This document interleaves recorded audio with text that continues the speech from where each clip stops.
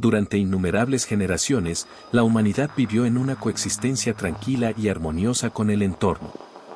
Nos desplazábamos siguiendo las lluvias intensas y las migraciones de numerosos rebaños de animales que servían como nuestra alimentación y recursos. Nuestras huellas apenas se distinguían de los fenómenos naturales, dejábamos solo una ligera marca en el barro o rastros temporales cerca de la hoguera, sin causar cambios monumentales en el paisaje. La estructura de nuestro cuerpo y mente era idéntica a la de las personas modernas, poseíamos la misma capacidad lingüística, esa profundidad de sentimientos y riqueza emocional que nos hacen únicos, así como un alto nivel de desarrollo intelectual que nos permitía resolver las tareas más complejas. Durante la mayor parte de su historia, aproximadamente el 97%, nuestros antepasados no construían muros, no erigían palacios reales ni libraban guerras de conquista. Existían guiados por leyes simples de la naturaleza, y sus vidas no conocían límites ni grandes trastornos. Sin embargo, en un momento fatídico, ocurrió una transformación radical en nuestro desarrollo. En un corto periodo geológico, muy poco en la escala de la historia de la Tierra, la humanidad cambió por completo su relación con el planeta. Dejó de desplazarse constantemente, dejó de seguir los recursos naturales y comenzó a separar la naturaleza salvaje de los territorios habitados. Las fronteras, ciudades y asentamientos construidos por el hombre transformaron el caos de la naturaleza en un sistema ordenado, la geometría de los campos y calles que embelleció el paisaje que nos rodea. Este paso del modo de vida nómada a una sociedad sedentaria y densamente poblada supuso la mayor fractura en la historia biológica del ser humano. Fue entonces cuando la humanidad abandonó la senda de la adaptación natural y asumió el papel de creador y reconstruidor del entorno. Las imágenes, a menudo relacionadas con el periodo anterior a la agricultura, representan la vida en una lucha constante por la supervivencia, como si todo estuviera lleno de hambre, crueldad y muerte prematura. Sin embargo, las superficies de los huesos de nuestros ancestros antiguos muestran otra cosa. Los análisis de esqueletos de la época del Paleolítico Superior revelan que estas personas estaban en excelente forma física, poseían gran fuerza, resistencia y salud. Tanto hombres como mujeres tenían una estatura estándar para su tiempo, su altura sorprendía, alcanzando niveles que solo los europeos en el siglo XX lograron. Sus huesos eran densos, lo que indica que evitaban lesiones por estrés repetitivo, típico de los agricultores. Estos grupos no estaban al borde de la desaparición, sino todo lo contrario, estaban perfectamente adaptados a su entorno. Su supervivencia dependía de un conocimiento profundo del comportamiento de los animales, los ciclos estacionales de las plantas y las particularidades del paisaje, transmitidos de generación en generación. Para sustentar la alimentación, un pequeño grupo social, una banda, debía ocupar un territorio de varias decenas de millas cuadradas, desplazándose para seguir la maduración de los recursos naturales, las migraciones de los animales o a medida que desaparecían los recursos disponibles en ese momento. Desde el punto de vista de la organización social, estas personas se guiaban por principios que los antropólogos llaman economía de retorno inmediato. Esto suponía que los alimentos se recolectaban, consumían y utilizaban casi de inmediato tras su obtención. No existían métodos para conservar de manera prolongada la carne o las plantas, lo que excluía la acumulación de reservas. Como resultado, la riqueza no podía acumularse ni mantenerse en manos de individuos, lo que generaba un nivel natural de igualdad en la sociedad. Los grupos resistían activamente la formación de jerarquías de dominación, características de muchos otros primates. Si alguien intentaba forzar a los demás o apropiarse de la mayor parte de los recursos, el grupo tenía un argumento simple y claro: irse. En un mundo donde no existían límites ni propiedad, la libertad se medía en distancia. Era posible abandonar y cambiar de residencia, incluso dejar a los más cercanos si era necesario para sobrevivir. Así, durante miles de años, en la era del Pleistoceno, esta armonía permaneció estable. Las poblaciones humanas se mantenían pequeñas, limitadas por las capacidades de la naturaleza salvaje. Éramos depredadores que encajaban en la cadena alimentaria existente, no los que la destruían o modificaban. El clima en ese momento también favorecía el mantenimiento de ese equilibrio. La Tierra atravesaba épocas glaciales, las temperaturas fluctuaban drásticamente, las capas de hielo se acercaban o se alejaban, cambiando la apariencia del mundo en el que vivían nuestros antepasados. La inestabilidad ambiental de siglos hacía imposible la residencia prolongada en un solo lugar. La Tierra, en realidad, no proporcionaba un soporte estable para el desarrollo de la agricultura, hasta que comenzó el deshielo, que cambió totalmente las condiciones climáticas del planeta. Y fue aproximadamente hace unos 12.000 años cuando comenzó la época llamada Paleosuelo o Holoceno. Este nuevo periodo se caracterizó por un calentamiento significativo y por el establecimiento de condiciones más estables, en las que el clima dejó de ser tan extremo e impredecible. En las regiones del sur de Oriente Medio, gracias a este cambio climático, surgió lo que se denomina el Corredor de la Abundancia, un espacio donde las condiciones naturales empezaron a favorecer al ser humano. Esta región se convirtió en un bastión para el nacimiento de la cultura agrícola, la tierra natal de muchas especies silvestres que más tarde serían la base de la alimentación para una parte importante de la humanidad. En esta zona crecían los antepasados silvestres de las futuras culturas agrícolas: trigo, cebada de grano único, guisantes, lentejas y plantas de lino.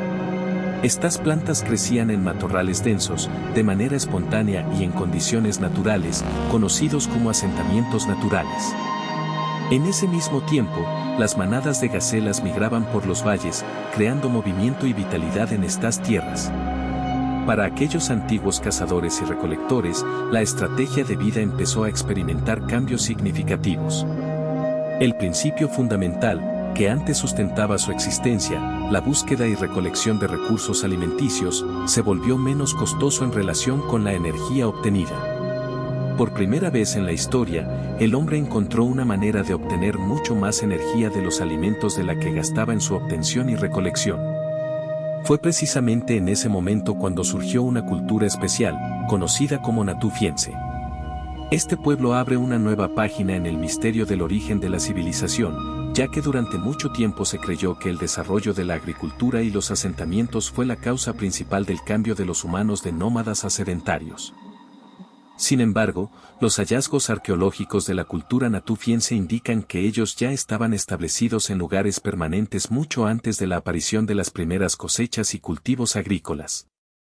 La existencia constante y segura de semillas silvestres permitió a los natufios construir viviendas duraderas, casas circulares de piedra que los acompañaron durante muchos años. Crearon almacenes sólidos para guardar provisiones, hoyos quemados y molinos de grano pesados, cuyos pesos alcanzaban varias centenas de libras. Todo ello claramente señalaba que empezaban a consolidar su territorio, demostrando un vínculo duradero con las tierras que habitaban. Poco a poco, los natufios se transformaron en cazadores-recolectores sedentarios, personas que llevaban una vida estable en un lugar y no se desplazaban tras la migración de animales o los cambios de estación. La aparición de viviendas permanentes también implicó cambios sociales más profundos. Comenzaron a enterrar a sus muertos en lugares especialmente preparados, a menudo justo debajo del suelo de sus casas. Así, en su cultura empezaba a gestarse un nuevo concepto importante: la herencia y el origen, la idea de que la tierra no es solo un espacio para desplazarse, sino un lugar ligado a la memoria, los ancestros y el deber con ellos. Ese vínculo con la tierra la transformó de un terreno neutral en un área llena de sentido espiritual, que moldeaba las relaciones familiares y los roles sociales. La transición a un asentamiento permanente también provocó reacciones biológicas. En condiciones de vida nómada, la madre podía dar a luz a un hijo solo cada 4 o 5 años, ya que el embarazo y la lactancia requerían tiempo y energía. Sin embargo, en las comunidades habitadas, esa limitación desaparecía. Las mujeres natufias podían tener hijos cada 2 años, lo que, a su vez, conducía a un aumento notable de la población. Grupos pequeños, compuestos por varias decenas de personas, empezaron a crecer poco a poco, transformándose en grandes aldeas que ya contaban con varias centenas de habitantes. Sin embargo, el aumento de la población también significaba mayor presión sobre el medio ambiente. Los recursos naturales, que anteriormente creaban condiciones favorables para el asentamiento, las densas bosques y extensos prados, ya no podían recuperarse tan rápidamente para satisfacer la demanda creciente. La flora y fauna que proporcionaban alimento y materiales a las comunidades primitivas se estaban agotando cada vez más. Y en ese momento, volvieron a aparecer los cataclismos naturales. Así, alrededor de 10.800 años antes de nuestra era, en las latitudes septentrionales se produjo un repentino cambio climático llamado Younger Dryas. Este enfriamiento abrupto y violento fue causado por el intenso derretimiento de los glaciares, lo que provocó que enormes volúmenes de agua del hielo del norte se vertieran en el Atlántico Norte, alterando los ciclos de circulación oceánica que antes estabilizaban las temperaturas globales. La temperatura en la región de Levante descendió rápidamente, las condiciones ambientales empeoraron, los bosques comenzaron a reducirse y a desaparecer, las estepas se volvieron cada vez menos abundantes. Los ciclos ecológicos inmutables, que sostenían la vida en tierras como estas, empezaron a fallar e incluso a desintegrarse por completo. Para la cultura natufia, esto representó un desafío sin precedentes. Las reservas de granos silvestres, en las que basaban su subsistencia, comenzaron a desaparecer mucho más rápido de lo que podían recuperarse. Además, la creciente necesidad de adaptarse a las nuevas condiciones más duras ponía en riesgo todos sus logros y su modo de vida. La humanidad se enfrentó a una dilema compleja y, sin duda, de destino crucial. Una opción era renunciar por completo a los asentamientos permanentes, abandonar sus pequeños villages y dispersarse por la naturaleza circundante, volviendo a un estilo de vida más móvil, propio de cazadores y recolectores primitivos. Sin embargo, tal paso implicaría una reducción drástica en la población, ya que el entorno ya no podría alimentar a un número tan grande de personas como antes, cuando dependían exclusivamente de la recolección de plantas silvestres y la caza. La gente tendría que reconsiderar totalmente sus estrategias de supervivencia. Por otro lado, la segunda opción representaba el riesgo de intervenir en el curso natural de la naturaleza. Sin confiar más en la regeneración natural de los granos silvestres, comenzaron a gestionar conscientemente la naturaleza a su alrededor. Empezaron a limpiar los terrenos de plantas competidoras, seleccionar y transportar semillas, modificar las condiciones del suelo y controlar el acceso a fuentes de agua. Estas acciones activas no solo atribuían un nuevo método para cultivar alimentos, sino que implicaban un cambio radical en su relación con el medio ambiente. La aparición de la agricultura no fue un paso obvio hacia el progreso o la abundancia de recursos. Más bien, fue una decisión forzada, una estrategia de supervivencia en un contexto en el que mantener los métodos antiguos ya no era posible. Como resultado, el ser humano empezó a influir activamente en la estructura del trigo que él mismo creó.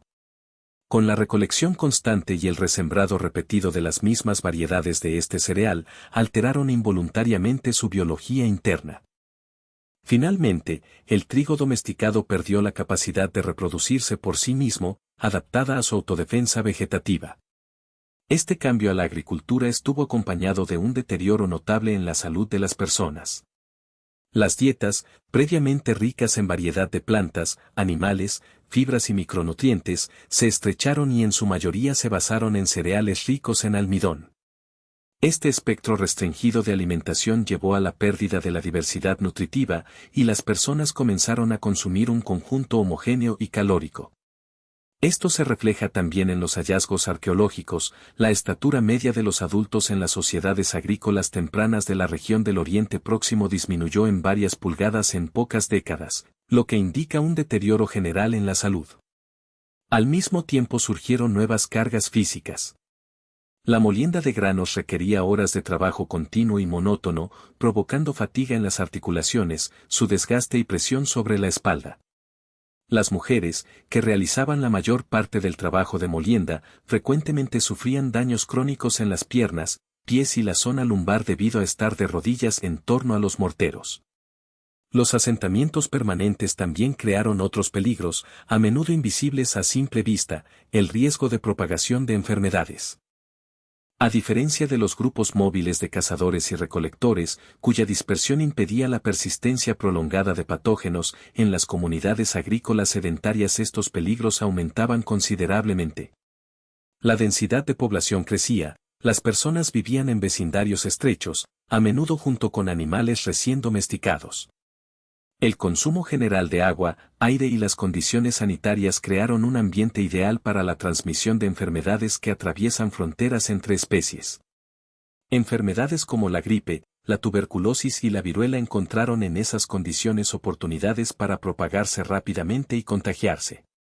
A pesar del deterioro en la salud, el aumento de los costos laborales y los crecientes peligros, el proceso de agricultura no desaceleró su expansión. Aportaba cosechas que generaban más calorías que las obtenidas por la caza o la recolección y permitía mantener grandes poblaciones incluso cuando la vida de cada individuo se volvía más corta y frágil. En el centro de la evolución no quedó la fuerza física sobreviviente, sino la capacidad de reproducción, la habilidad de asegurar la continuidad de la especie. Cuanto mayor era la población, más rápidamente crecían las aldeas y los pueblos, y junto con ello surgía uno de los nuevos problemas, anteriormente desconocido para la humanidad, la necesidad de convivencia constante con desconocidos. En los paisajes naturales, donde las personas podían dispersarse en caso de conflictos, los enfrentamientos se resolvían mediante migración o división. En las condiciones de vida sedentarias y agrícolas esto se volvió mucho más complicado, ya que los agricultores invertían meses e incluso años en el cultivo de un campo específico. Su supervivencia estaba estrechamente vinculada a esa tierra y a las cosechas, abandonar un campo significaba perder la cosecha y, junto con ella, las oportunidades futuras de vivir en ese suelo. Este cambio en el modo de vida transformó para siempre la percepción de la propiedad territorial, creando nuevos desafíos relacionados con la necesidad de proteger los cultivos y establecer nuevas formas de interacción social. La introducción del concepto de inmutabilidad cambió radicalmente las relaciones humanas y la estructura de la sociedad. La tierra dejó de ser simplemente un objeto natural para el ser humano y se convirtió en un recurso fijo que requería no solo apropiación y uso, sino también protección. En el proceso de esta apropiación comenzaron a formarse conceptos sobre la propiedad, que con el tiempo adquirieron su respaldo jurídico y social. Donde la utilidad se concentraba con intensidad, surgió la necesidad de protección. Un ejemplo de ello es el yacimiento de Jericó, datado aproximadamente en el 8º milenio antes de nuestra era, donde se conserva una de las primeras manifestaciones físicas evidentes de esa transformación.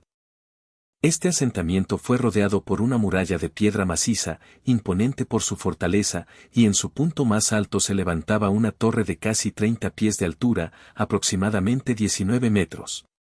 Los especialistas llevan décadas debatiendo sobre el propósito de esta arquitectura, si servía como protección contra inundaciones, si era un monumento a ritos religiosos o un símbolo de la unidad de la comunidad. Hoy en día, la mayoría de los científicos coinciden en que la razón principal, y prácticamente justificable, para su construcción fue la protección de los recursos almacenados.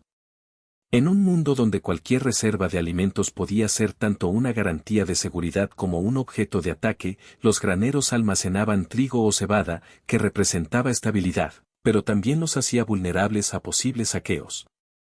Un gran granero con trigo o cebada significaba estabilidad, pero al mismo tiempo lo convertía en un objetivo potencial para las incursiones.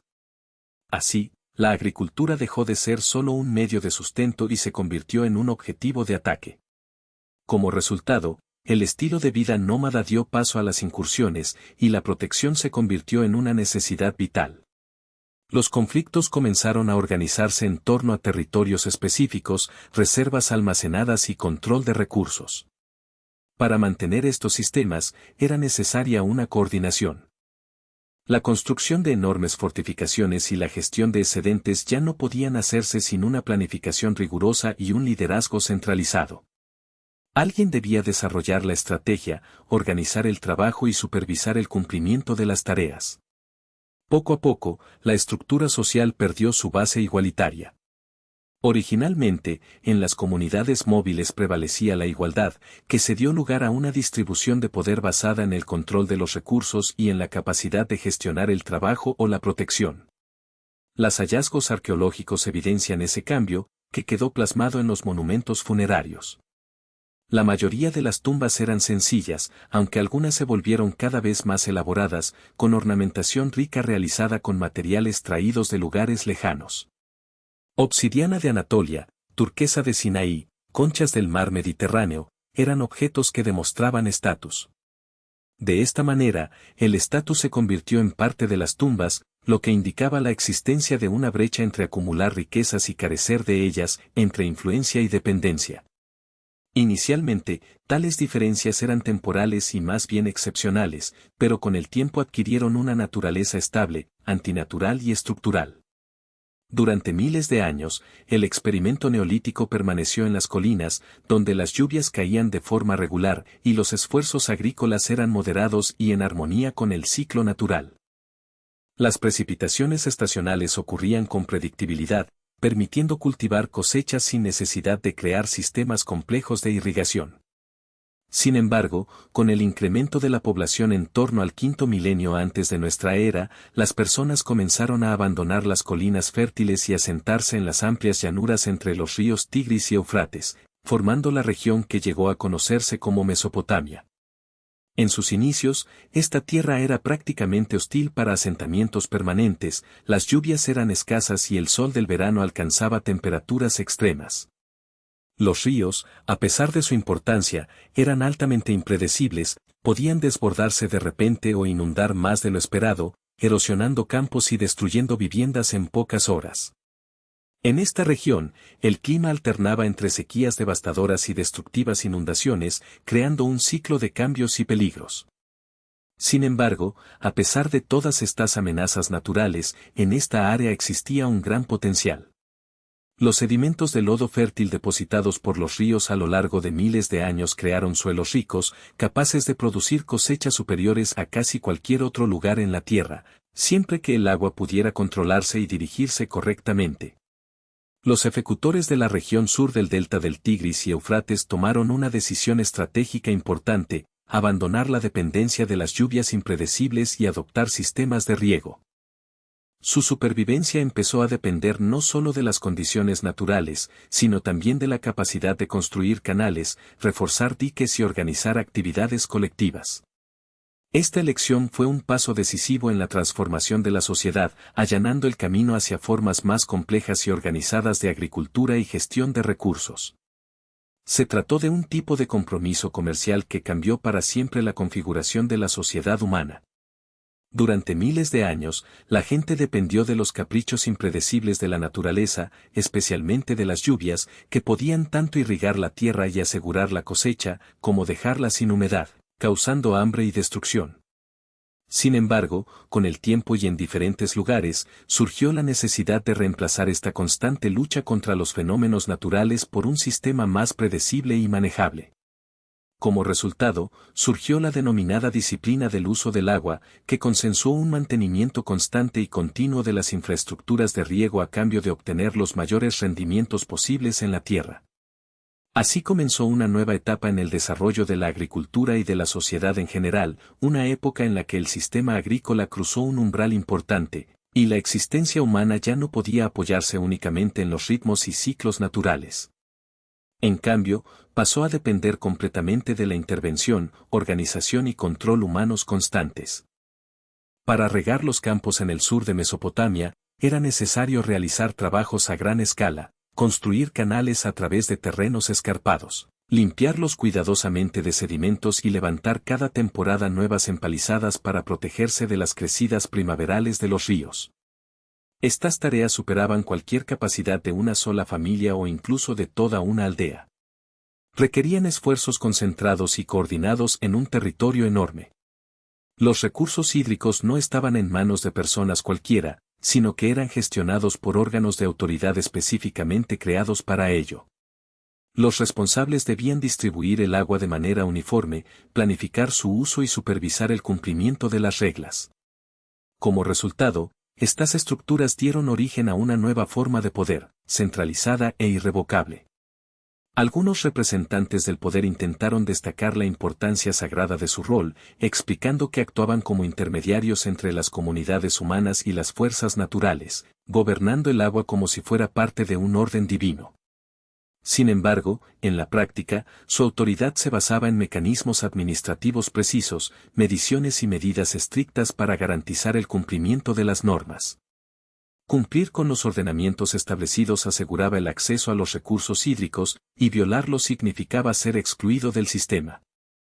Así, aproximadamente desde el año 4000 antes de nuestra era, las llanuras del sur de Mesopotamia dejaron de ser percibidas como un entorno natural incontrolado, moldeado por las condiciones climáticas. Se transformaron en paisajes artificiales, complejas redes de canales, campos y sistemas de almacenamiento que funcionaban como una única sistema productivo. Este cambio en ingeniería provocó un crecimiento acelerado en la densidad de población en la región. Lo que antes era solo la gestión de la tierra y la cosecha, se convirtió en una formación social más duradera y estable. Se sentaron las bases de las primeras ciudades, centros poderosos de la civilización humana. Para alrededor del tercer milenio antes de nuestra era, las pequeñas aldeas ya fueron reemplazadas por grandes asentamientos. En el centro de esta nueva organización social surgieron las ciudades, siendo uno de los primeros y más destacados ejemplos la ciudad de Uruk. En su apogeo, entre 40 y 50.000 personas vivían dentro de murallas que cubrían aproximadamente 6 millas de diámetro. Para una persona adaptada evolutivamente a la vida en pequeños grupos de unas decenas de individuos, tal densidad de población era verdaderamente sin precedentes. En una aldea tradicional, los lazos sociales se mantenían por la proximidad, la familiaridad y las relaciones personales. La gente se conocía, participaba en tradiciones comunes y la confianza era la base de la interacción. Pero en Uruk este sistema se derrumbó. Cada día, la gente se desplazaba entre miles de desconocidos, y el conocimiento personal ya no podía garantizar estabilidad y seguridad. La sociedad en esta forma requería nuevas formas de organización. Como resultado, en lugar de vínculos personales y tradiciones habituales, surgieron las instituciones administrativas que regulaban todos los procesos sociales. La ciudad se convirtió en un potente imán, atrayendo recursos de regiones lejanas, madera de la cordillera de Sagres, cobre de Omán, lapislázuli de Afganistán. Tales ciudades se transformaron en centros no solo comerciales, sino también de sistemas económicos regionales que abarcaban vastos territorios. En el centro de la ciudad se encontraba un templo, un complejo de gran escala que unía funciones religiosas y económicas. Administraba la tierra, los canales y las ganaderías, convirtiéndose en una autoridad tanto espiritual como material. La población se volvía cada vez más dependiente de las posesiones de las instituciones, ya fueran estatales o religiosas, para obtener tierra, alimento y protección.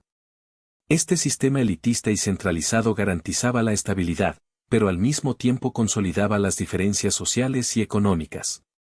Muchos arqueólogos señalan que la huella más destacada de esa época es la cerámica de producción masiva, especialmente las llamadas tazas de cerámica con borde inclinado. Millones de ellas están dispersas por las ruinas de Mesopotamia, lo que evidencia un rápido desarrollo de tecnologías de producción manual y la necesidad de fabricar en masa objetos de uso cotidiano. Precisamente, estos objetos sencillos pero prácticos se convirtieron en símbolos de los cambios provocados por la transición a una civilización organizada y centralizada. Los primeros recipientes eran artículos toscos, homogéneos y casi idénticos, hechos mediante una producción rápida y masiva, a menudo sin consideración por su durabilidad o atractivo estético. Estos utensilios servían como contenedores estándar para almacenar reservas diarias de alimentos. Cada uno de estos vasos tenía un volumen estrictamente definido, correspondiente a la porción diaria de alimentos destinada a los trabajadores. La uniformidad en formas y tamaños indicaba que tal sistema se desarrollaba más como una herramienta para medición precisa que por comodidad en la vida familiar o por estética. La simple presencia de estos vasos testificaba un cambio profundo en el modo de vida de las personas en esa época. Una parte significativa de la población dejó de cultivar y producir alimentos por sí misma. Trabajaban en la construcción de canales, muros y campos, bajo el control de instituciones especiales, y por su trabajo recibían porciones de alimentos medidas de antemano, almacenadas en depósitos centralizados. De este modo, la comida se convirtió en una medida y compensación por el trabajo, y el propio trabajo en algo cada vez más abstracto, alejado de las necesidades personales. La persona, que anteriormente podía mantenerse por sí misma con su alimento, fue sustituida por un trabajador dependiente. Las murallas protectoras de la ciudad proporcionaban un límite seguro y, al mismo tiempo, reforzaban su inmovilidad, imposibilitando la salida del sistema. Al abandonar los límites de la ciudad, la persona perdía el acceso a la comida por completo, lo que hacía casi imposible escapar del sistema. A medida que la ciudad de Uruk aumentaba en tamaño, la memoria humana se acercaba a sus límites y surgía la necesidad urgente de nuevas formas de registro y gestión. En respuesta, apareció la escritura, una solución pragmática que permitía registrar información importante. Las primeras tablillas de arcilla encontradas en Uruk no contenían mitos ni relatos, sino simples anotaciones, listas de inventario, evaluaciones de impuestos, distribución de salarios. Los signos iniciales en la escritura representaban bienes y trabajo, cebada, ovejas, unidades de trabajo. Al principio, todo se reducía a contabilidad, al registro de recursos y mano de obra. Este nuevo sistema alteraba la estructura del poder, pues la información se centralizaba. El acceso a las entradas determinaba el nivel de autoridad. Quienes sabían leer y escribir tenían control sobre los flujos de recursos. Como resultado, la invención de la escritura condujo al surgimiento de una clase especial de especialistas, los escribas, que actuaban como intermediarios entre las personas y el sistema de gestión. La interacción con los registros fortalecía el papel de las instituciones, permitiendo controlar la producción, las reservas y el trabajo. Todo esto pasaba a estar sujeto a medición cuantitativa, a predicciones y a regulación. Los compromisos se registraban en arcilla, y la gestión dejó de depender de la confianza o la memoria de las personas, basándose en datos escritos. De esta manera, la ciudad adquirió una memoria superior a la humana, un sistema que funcionaba independientemente de individuos específicos y que proporcionaba un nuevo nivel de control. Para aproximadamente 2500 años antes de nuestra era, el dominio de los sacerdotes empezaba a debilitarse, cediendo el paso a una nueva fuerza, el rey, o Lugal, quien se convertía en el gobernante de facto. A medida que las ciudades-estado de Mesopotamia se expandían, sus fronteras chocaban y competían, dando lugar a conflictos constantes. Los ataques esporádicos y los enfrentamientos locales dieron paso a una organización militar formal, y la guerra dejó de ser un acto ocasional de agresión. Se convirtió en un fenómeno sistemático, y la monopolización del poder militar se convirtió en el atributo más importante del poder. El rey ofreció un acuerdo sencillo, protección contra enemigos externos a cambio de lealtad, trabajo y impuestos. Este intercambio se convirtió en la base de un nuevo sistema político. La seguridad era la herramienta principal para mantener el poder. La preparación militar cambió radicalmente la naturaleza de la captura de prisioneros. En las condiciones de muros urbanos constantes, los prisioneros dejaron de ser vistos solo como cargas débiles o peligros, y comenzaron a usarse para reforzar los muros, construir canales u otros trabajos. La realidad de esta infraestructura se refleja en las crónicas y documentos de las ciudades sumerias. El símbolo que representa a un esclavo es una combinación del signo del extranjero y de la persona, lo que demuestra claramente que la conquista y la esclavitud eran componentes inherentes al sistema. La infraestructura de las primeras civilizaciones se basaba no solo en la devoción voluntaria de las personas, sino principalmente en el uso del trabajo forzado de quienes eran capturados durante guerras y conflictos. Así surgieron formas de organización social elegidas por sangre y sudor, que posteriormente sentaron las bases del Estado. Mesopotamia se convirtió en un modelo temprano de Estado-ciudad, demostrando cómo puede desarrollarse una sociedad unida en grandes centros urbanos.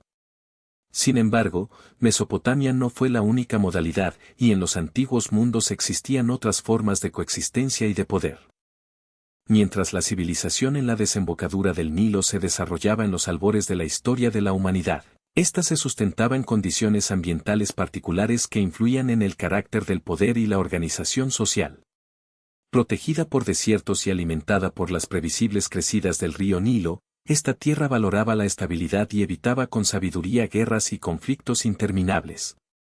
En este reino, el poder político y la autoridad religiosa estaban tan estrechamente ligados y eran tan absolutos que era difícil distinguir entre la autoridad del faraón y su estatus divino. El faraón no era simplemente un monarca, sino una criatura divina en esencia, la encarnación de los dioses y la única garantía de armonía y orden, Ma'at, equilibrio universal entre el orden y el caos.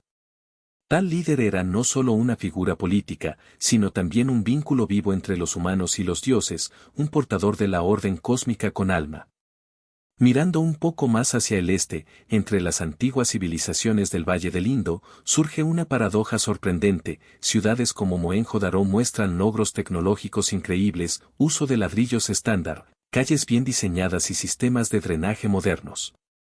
Sin embargo, estos avances arquitectónicos vienen acompañados de un misterio en cuanto al poder. Los arqueólogos hallaron muy pocas evidencias de palacios reales, tumbas de gobernantes o unidades militares capaces de sostener un ejército potente. Es posible que el poder se distribuyera no a través de una figura central única, sino mediante élites comerciales, autoridades religiosas o normas sociales que hoy en día no comprendemos completamente y cuya interpretación resulta difícil.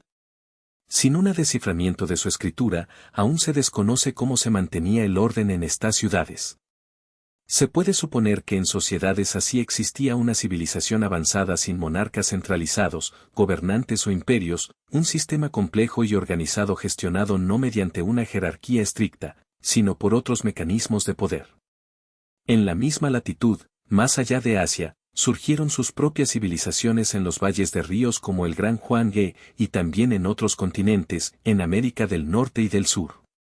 Cada una de estas culturas evolucionó de forma independiente, basándose en su propia producción agrícola. En algunas regiones domesticaron el sorgo, en otras el arroz, en los trópicos el maíz, y en América del Sur la papa. A pesar de las diferencias en clima, tecnologías automatizadas y características culturales, sus desarrollos se basaron en patrones similares. La abundancia de cosechas favoreció el crecimiento de la población y el aumento de su densidad requería organizar la interacción y la gestión. Esa interacción llevó al surgimiento de una jerarquía, un sistema donde el poder se concentraba en unos pocos elegidos y que servía de base para la formación de las primeras estructuras urbanas y estatales. Como resultado, a pesar de la diversidad de condiciones y tradiciones culturales, las fuerzas internas estructurales de la civilización siguieron un camino similar. Estos patrones universales, el crecimiento poblacional, la necesidad de liderazgo, la formación de poder y Estado, determinaron el curso general del desarrollo humano. El mundo moderno, como continuación de sistemas antiguos, se formó bajo la influencia de los mismos procesos fundamentales que comenzaron hace miles de años. Todavía se percibe en la estructura inicialmente creada por las primeras sociedades agrícolas, la concentración del poder en manos de unos pocos, la tensión sobre la tierra y los recursos, y la vulnerabilidad de los sistemas ante enfermedades y epidemias. Vivimos en un mundo que constantemente equilibra entre seguridad y libertad individual. Ese equilibrio se ha mantenido y sostiene a lo largo de los siglos gracias a complejos pactos sociales e instituciones. La elevación de la civilización es a la vez un paso adelante y un precio que la humanidad pagó por ampliar sus posibilidades. En este proceso, las personas adquirieron la capacidad de transformar los paisajes naturales, organizar grandes comunidades y preservar conocimientos y experiencias para las generaciones futuras. Estas habilidades sentaron las bases de la ciencia, la técnica y la cultura a gran escala, permitiendo a la humanidad alcanzar alturas increíbles. Sin embargo, este progreso también implicó ciertos compromisos. La vida, antes libre e independiente, que se convirtió en parte de sistemas que exigen obediencia, trabajo y apoyo constante, cambió radicalmente. La naturaleza abierta y salvaje, el mundo de la caza y la recolección, dio paso a condiciones de existencia más complejas, enriquecidas y a menudo más limitadas, donde el desarrollo se volvió intrínsecamente ligado a un sistema de reglas y normas. La civilización no acercó al ser humano a la naturaleza, más bien la aisló y la rodeó, creando sistemas y fronteras cerradas dentro de las cuales el ser humano empezó a vivir. Ya a comienzos del siglo XX, aproximadamente 2500 años antes de nuestra era, la era de las ciudades-estado independientes comenzó a desvanecerse gradualmente. La escala de los centros urbanos se expandió, y con ello aumentaron los conflictos relacionados con disputas territoriales y luchas por el poder. Este proceso llevó a que los centros de poder empezaran a expandirse, desarrollarse y volverse cada vez más grandes. Si un gobernante podía gestionar una ciudad, pronto surgió la pregunta, ¿cuántas ciudades podrá controlar una sola persona? En este contexto surgió un nuevo tipo de líder, un gobernante que se negó a limitarse a una sola ciudad y buscó unir en su mando a múltiples ciudades y territorios. Así surgieron intentos de crear asociaciones más amplias, estados e imperios, donde el poder abarcaba regiones enteras, no solo localidades individuales. A través de conquistas, una gestión estricta y el uso de la fuerza, buscaba unificar todos los espacios llanos que se extienden a lo largo del río bajo una única autoridad. Sus esfuerzos estaban motivados por el deseo de establecer el orden y garantizar la estabilidad en regiones que anteriormente estaban fragmentadas y en constante caos. Al consolidar estas tierras, creó algo totalmente nuevo y único, el primer imperio en la historia de la humanidad, un sistema de poder que superaba todos los niveles anteriores de gestión centralizada. Sus acciones dieron inicio a una época en la que el poder se convirtió en una fuerza escalable y unificadora, que integraba tribus y ciudades dispersas en un todo homogéneo. Esta persona se llamaba Sargón, y su destino y actividad comienzan justamente en este momento.